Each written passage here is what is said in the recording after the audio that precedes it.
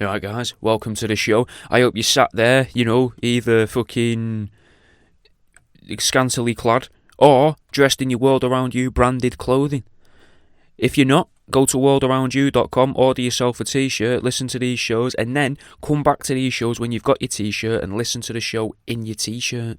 Anyway, I'll let you crack on with the show. Let's have the here's how. And this week, here's how to get out of that commitment. If you know you're going to see them in between your agreement and the current day, arrange to look a little bit unstable. If you can avoid the shower for a few days, singe your hair with a lighter and practice your own nondescript whispers. Then, if they see you from a distance, they might think, oh, they look a little stressed out. If they're within earshot of you, they'll think, oh, they must be a bit stressed.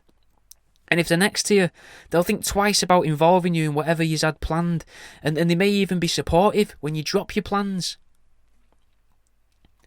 A broken rib's an easy one to fake, but if you're more method, you could always just snap a finger. You can't carry a TV cabinet with a cast on. Make subtle suggestive comments about their loved ones. Be wary of the age of them and be wary of the age gap. If they're too old or too young, they may take it the wrong way and completely cut you off.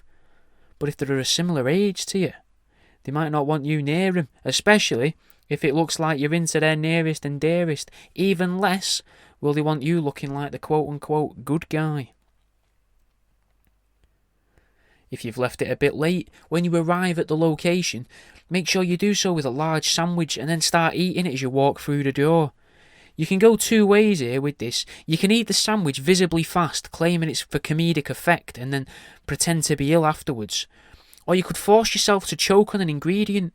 Now, if the choking's short-lived, claim that you heard the same noise coming from the bedroom window when you walked past their mum's house the other night.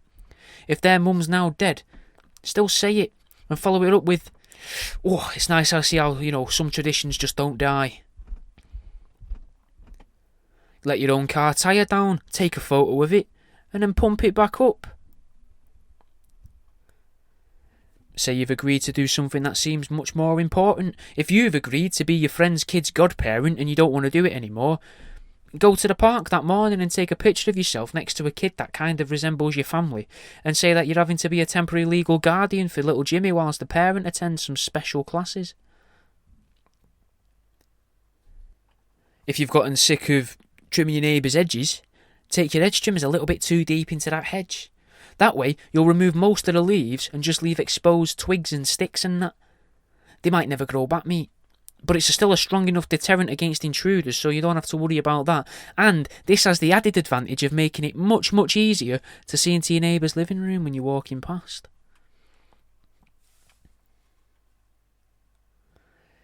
If you're having to pop into a friend or neighbour's house to feed their pet whilst they're on holiday, before they leave for their holiday, start performing burials for wild animals and shop-bought dead animals in your garden and in the public park. Invite them along. They'll feel inclined to do it just to be nice to you because you're about to do them a favour. Fuck it, invite the whole road. Then have a table set out, right, with sandwiches and crisps, pork pies, maybe a bit of cake, go the whole hog. And then when the desired audience has arrived, declare the start of the service.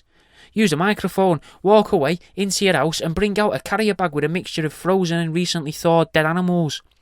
Dig a little hole, hand out little tea lights, then say at the top of your voice whilst rummaging through the bag, "We're going to start with this one." Hold it high, one-handed, and present it to the crowd. Take a selfie with the deceased, then place it in the ground. Now, as you work your way through the bag, make sure to make it seem like you've slowly started losing interest in the whole thing and start being more nonchalant about it. Fucking chucking them in the holes, dropping them from a height, getting the prayers wrong. Start snapping at guests for letting the tea lights go out. Then have a little break for lunch and refuse to talk to anyone because it's important to you that you do it all properly and above board. You tell them that. It's got to be proper and above board. I can't talk to you right now. I'm very busy. Then, carry on with slightly less disdain than when you just stopped before your break. Every now and then, start to look at the faces of these creatures and shake your head. But make sure that you do look at one of them and then tell the owner that you've agreed to help, that this dead creature has eyes just like their pet. Smile at it, nod, And then carry on with all the enthusiasm you had at the very start of the event. When you threw your bag of animals, then become visibly saddened. Fold the bag up and go into your house, locking the door. Order yourself some prank mail. Stay off of work as well and pop it through your neighbour's doors once it's arrived with your name and address on. Glitter bombs, those fake knickers in a bag envelopes, things like that. Act completely oblivious at the door or in their house if you manage to get into their house with them, if they open the door and let you in. And then open the mail whilst in the house, either, getting glitter everywhere or acting all coy when opening up the fake knickers up, and fucking make them very aware as well that you ordered all this for yourself. Act as if you thought there'd be more glitter, or that there'd actually be real knickers in the bag. No one, mate, is going to be leaving a house key over at your place. And don't forget, you can always get out of a commitment retrospectively. Pretend you got there really late by hours, to the point where it was past the point and the moment had passed. That way, you still kept to your plans in reality, but the truth of it is that you didn't even leave your house. And that's the end of this week's Here's How. Thanks for listening, man. I won't take up too much of the time because it's over, and hopefully you're listening to all of these one after the other, or on repeat, maybe the same episode on repeat. But fucking leave us a review if you can, mate. Fucking share it with a mate, send it to your nana. I don't mind where you send it to, but if you get more people listening to it, thank you.